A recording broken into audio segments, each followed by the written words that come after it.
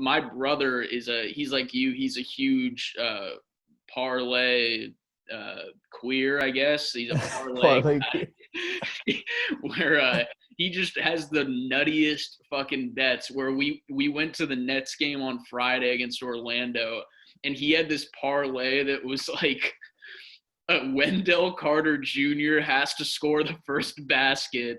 Orlando has to be winning at half, and the Nets have to win the game. Just the craziest shit where he pays $10 for it, but the payout would have been like $800. And of The course, cash. no, of course, Wendell doesn't score the first basket, so he's immediately lost. Um, Dude, that's the problem, man. That's the yeah, fucking problem, man. yeah. But I get the appeal. Like those types of bets are so tempting. Where you go, oh, Exactly. it's only $10, and I could win so much. Yes. And every once in a while, he will hit where it pays for all those shitty bets that he's done. Like, Exactly. once in a while, he'll make enough to break even to continue this ignorance.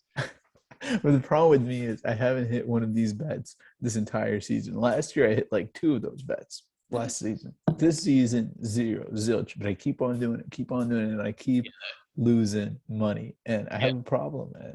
yeah. And That's my problem too. I mean, I feel like I don't know enough to even try to make those bets. I feel like my brother Tim, like he has a good enough sports background to where he understands statistically what makes sense or which player would be the first to oh, score. I'm just throwing darts. I'm Yeah, just throwing darts blindly. I have no exactly. idea what's going on. I would just be throwing darts too.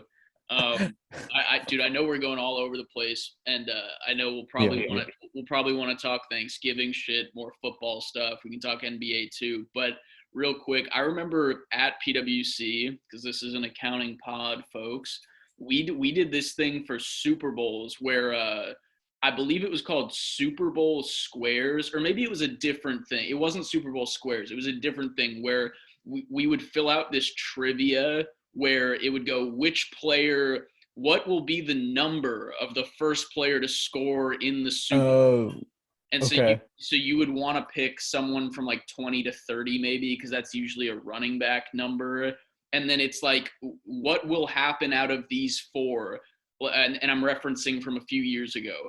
Jimmy G TD, Jimmy G pick, Tom or Patrick Mahomes TD or Patrick Mahomes pick, like out of those four, what will be the first one to happen? And like all these just random gambles you would do. And I think some chick who had never watched football ended up winning that contest. Where it's Uh-huh. like this shit is such, And she ended up winning a $5 Starbucks gift card thanks to cheap PWs. yeah, you get $5. Yeah. We had to donate a pool of like 200, but all of that goes to BD and then the rest is a $5 gift card to Starbucks.